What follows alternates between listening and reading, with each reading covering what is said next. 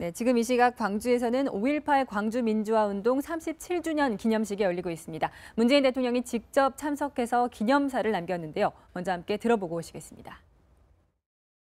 새롭게 출범한 문재인 정부는 광주 민주화운동의 연장선 위에 서 있습니다. 1987년 6월 항쟁과 국민의 정부, 참여정부의 맥을 잇고 있습니다. 저는 이 자리에서 다짐합니다. 새 정부는 5.18 민주화운동과 촛불혁명의 정신을 받들어 이 땅의 민주주의를 온전히 복원할 것입니다. 문재인 정부는 국민의 뜻을 받드는 정부가 될 것임을 광주 영령들 앞에서 천명합니다. 네, 대통령이 직접 이 행사에 참석한 것도 4년 만이고 네. 또 의미가 있는 것이 임을 위한 행진곡을 재창한 것이 9년 만이죠. 네. 그렇습니다. 지금 화면에서 나오고 있습니다. 지금 부르고 있죠? 아까 조금 전 모습인데요. 네.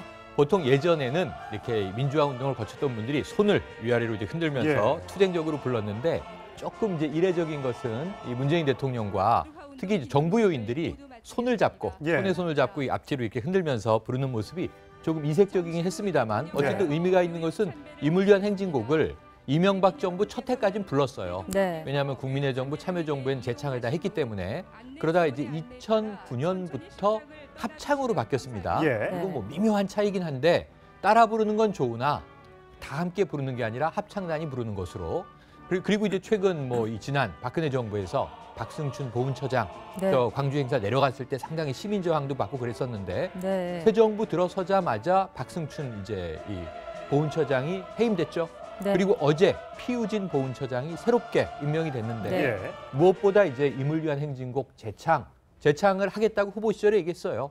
안철수 후보도 재창하도록 하겠다. 그렇습니다. 다 이제 그랬었는데 재창이 됐고 무엇보다 의미 있는 것은 문재인 후보가 19대 대통령이 돼서 5.18 기념식에 참석하겠다라고 이야기를 했는데 그 약속이 지켜지는 모습을 봤고요. 오늘 민주주의 복원이라고 하는데 방점을 두고 오늘 대통령의 기념사가 있었습니다. 그뿐만이 아니라 아까 이색적인 장면이 연출되기도 했는데 유가족이 한 분이 얘기를 한 뒤에 이제 퇴장을 하는데 문재인 대통령이 예상치도 않게 자리에서 걸어 나가서 저 유가족입니다. 당시에 아버지 39살 아버지를 잃었던 딸이었다고 합니다. 이렇게 문재인 대통령이 손수건으로 눈물을 훔치고 저렇게 갑자기 일어나서 유가족 쪽으로 다가갑니다. 그리고 나서 저렇게 안아줬습니다. 저 장면을 본 시청자들이 상당히 놀라기도 하고요. 감동적이었다고 얘기하고 있습니다. 그렇죠. 아니, 그러니까 저런 장면을 보고서 뭐 누가 저기에 그 어떤 다른 생각을 얘기할 수 있는 상황은 아닙니다. 그러니까 이제 더군다나 저게 뭐 사전에 계획된 건 아닌 것 같고 이제 문재인 대통령이 그 저 편지를 듣고 이제 갑작스럽게 감정이 이렇게 북받쳐서 가서 그 포옹을 하고 위로를 해준 것으로 이렇게 이제 저희가 이해가 되고 그런 점에서 본다면 그 대통령이 뭐 그 사전에 짜여진 어떤 각본대로 움직여가면서 저 기념식에 꼭 참석할 필요는 없는 거 아니겠습니까? 대통령도 감정이 있으니까 그 감정을 아마 억누르지 못하고 즉흥적으로 저렇게 유가족을 포옹한 것이 아닌가. 뭐 좀 저희가 보기에 아주 괜찮은 그것으로 보입니다. 뭉클한 장면인데요. 저 편지를 들으면서 아마 이 현장에서 또는 이제 화면으로 직접 보신 분들은 편지 내용이 너무 뭉클했어요. 뭐냐면 광주 당시에 돌아가신 아버지보다 딸의 나이가 이제 더 많아진 거예요. 그러니까 젊은 아버지를 벌써 30년 전에 여의고 지금 이제 딸이 이제 30대가 넘어서 중년의 나이가 돼서 아버지를 그리워하는 편지 내용이니까 문재인 대통령뿐 아니라 저 상황을 공감하는 국민이라면 다 가슴 뭉클한 대목인데 대통령이 눈물을 흘리면서 정말 이렇게 안아주는 장면, 이건 국민의 위로를 대신 전하는 모습이었기 때문에 오늘 가장 훈훈한 장면으로 기억될 것 같습니다. 그동안에는 작년까지만 해도 5.18 기념식이 굉장히 좀 엄숙하게 진행됐습니다만 딱딱하게 진행되기도 했었고요. 또 박승춘 보훈처장이 행사장에서 쫓겨나는 일도 있었을 정도로 굉장히 그 혼선이 빚어지는 행사였습니다. 올해부터 매년 문재인 대통령이 행사장을 찾기로 한 만큼 이런 과거의 어떤 그 논란이 좀 없어졌으면 좋겠고요. 그래서 옛날 얘기를 다시 꺼낼 수밖에 없는데 과거 박지원 민주당 의원과 박승춘 보훈처장, 당시 보훈처장이 이 5.18 기념식에서 임을 위한 행진곡 재창을 놓고 설전을 벌인 적이 있습니다. 보시겠습니다. 기물위원 행정국을 못 부르게 한 것은 잘못 아니에요.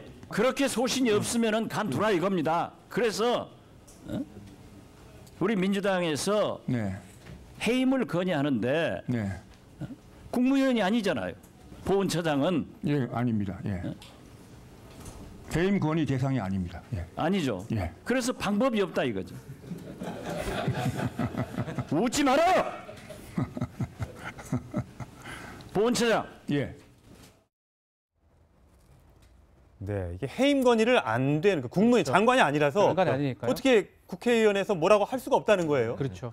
사실은 그 당시에 사실 문제가 됐어요. 원래는 1997년부터 기념식을 하기로 했고요. 네. 계속적으로 재창을 했습니다. 우리 애국가를 원래 재창을 한다고 표현을 하지 않습니까? 그렇죠. 그런데 이제 이명박 정부 첫 번째 그 이후로 2008년인가요? 네, 2008년. 2008년부터는 이제 2009년부터는 합창으로 이제 바꾼 거거든요. 대통령도 취임 첫 해만 참석을 하고 그 이후에는 국무총리라든지 부총리가 대독하는 방식이기 때문에 합창 재창 이게 중요한 게 아니고 재창보다 합창이 격이 떨어지는 상황이기 때문에 아마 그런 부분을 박지원 원내대표는 계속 전 대표는 지적을 한 거고 네. 그래서 이 박선충 그 보훈처장 같은 경우는 그런 또 얘기됐어요. 정부 행사인데 왜 민간에서 뭐라 하느냐 이런 부분들이 구설수에 오르면서 결국은 이제 문재인 정부가 들어서면서 이제 이런 모든 것이 바뀐 상황이 아닌가 이렇게 보입니다. 네. 오늘 이 자리는 이 대선이 끝난 후 주요 대선 후보들이 처음으로 만날 수 있는 자리였기 때문에 또 관심이 모아졌는데 네. 안철수 전 후보 같은 경우는 귀빈석에 본인이 안 앉겠다고 하고 일반 인석에 네, 갔다고. 네, 맞습니다. 네. 그래서 이제 본인이 지금 어떤 이제 의도인지는 뭐 우리가 네. 그렇게 해석할 필요는 없을 것 같고요. 문재인 대통령이 네. 맨 앞줄이고요. 앞줄이죠. 네. 세 번째 자리에 국회의원석이 마련됐는데 그렇죠, 그렇죠. 안철수 전 대표는 국회의원직을 던졌잖아요. 사퇴했죠. 예, 사퇴했죠. 그래서 지금 이제 전 의원이고 의원이 아닌데 그런 여러 가지를 감안해서 귀빈석에 내가 앉을 필요가 없다. 그래서 네. 이제 일반석으로 옮긴 것 같아요. 예. 이것도 이제 뭐 보기 좋은 모습입니다. 그런데 또 아까 박지원 전 대표 모습을 보다 보니까 저때 민주당 시절이었고 지금 국민의당 전 대표가 됐는데 이 대선 패배 후에 지도부 총사퇴를 했죠. 근데 박지원 또 이 전 대표의 SNS가 오늘 화제가 된 것이 호남에서 아주 중요한 행사죠. 광주에서 이 기념식은 박지원 대표도 참석을 못했어요. 근데 그 이유가 오늘 재판이 잡혀 있다는 거예요. 그래서 만만회 재판 때문에 5.18 기념식에 참석을 못하게 됐다. 또 이런 안타까움을 토로하기도 했습니다. 그런데 어쨌든 오늘 다시 행사가 복원됐다고 할까요? 아까 예전 행사는 딱딱하다고 말씀하셨는데 딱딱하다는 표현보다는 뭔가 좀 어색한 느낌이 해마다 행사에서 드러났었는데 오늘은 좀 이 광주 영령들도 기뻐했을 것 같고 유가족들의 마음이 많이 좀 이제 녹아내리는 그런 날이 될 것 같아서 상당히 따뜻한 5월에 5.18 기념식이 됐던 것 같다는 생각. 네. 예정보다 기념식이 좀 길어졌습니다만. 그렇죠. 안철수 전 대표가 사실은 일반석으로 옮겨달라고 얘기했던 건 아마 조금 비틀어서 생각하면 이런 느낌도 들어요. 문재인 대통령이 만나면 얼마나 어색하겠습니까? 네. 경쟁하던 그런 사이였는데 예. 그러다 보니까 만약에 세 번째 줄이라면 아마 문재인 대통령하고 만나지 않을 수 없는 상황이 인사를 해야죠. 그리고 카메라들이나 이렇게 그쪽으로 굉장히 주목을 할 거거든요. 그러니까 아마 일부러 일반석으로 간 건 아닌가? 전 이런 생각을 잠깐 해봤습니다. 또 유승민 어쨌든 대선 패배 선언을 했고 또 아름답게 처음에 행사장에서 만났으니까 악수하고 뭐 다음번을 또 기약하는 또 그런 모습을 보여줬으면 또 국민들에게는 어떻게 비춰졌을까? 그러니까 이제 안철수 전 후보가 보면 저게 이제 보통의 그 노련한 정치인이라면 그렇죠. 예. 사실 어저께까지 경쟁하다가도 오늘 바로 또 축하한다고 그러고 네. 뭐 포옹도 하고 그러면서 또 돌아가서 뭐 어떨지언정 그렇게 하는데 안철수 전 후보는 바로 그런 정도로 지금 어떤 정치에서 이게 잔뼈가 굵은 사람은 아니기 때문에 아마 조금 어색했던 것이 아닌가 이렇게 추정을 해봅니다. 유승민 후보는 어제 이미 기념식에 앞서서 찾아와서 문재인 대통령의 재창 이런 것도 축하한다. 잘하는 일이다. 이렇게 칭찬을 했습니다. 자, 홍준표 후보는 미국에 있기 때문에 당연히 참석할 수가 없겠죠. SNS로 계속해서 존재감을 드러내고 있는데 뭐 그저께는 바퀴벌레라는 얘기를 했습니다만 어제는 이제 바퀴벌레라는 말 대신에 한 대학교에서 팩트 체크를 통해서 그동안 대선 TV 토론에서 얘기했던 것 중에 홍준표 전 후보 경남지사의 발언에 가장 오류가 많았다고 지적을 했더니 야 문재인 후보가 집권하긴 했나 봅니다. 대학조차 이렇게 나를 비판하니 우리나라가 무슨 선진사회가 될 리가 있겠습니까? 언론도 대학도 전부 다 문재인 대통령 편입니다. 이렇게 얘기를 남겼는데 5.18 묘역에 그러면 홍준표 지사는 한 번도 안 갔느냐? 옛날에 광주에 갔을 때 이렇게 얘기를 한 적이 있습니다. 한번 들어보시겠습니다. 죄송한 말씀이지만은 오늘 처음 왔습니다.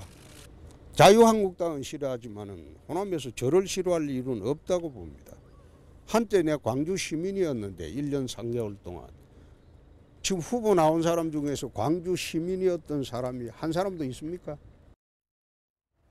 네, 그럼 당시 근데 이 민주묘지에 배치된 그 방명록에 그렇죠. 글을 잘못 남기는 해프닝이 있었잖아요. 광주 시민이라는 거는 광주지검에서 이제 네. 검사를 좀 했었거든요. 아, 막 네. 그 얘기를 한 걸로 보이고 지금 나오는데 멸사봉경, 사를 멸하고 공을 따른다, 받든다인데 멸사를 죽을 사자를 써버렸어요. 네.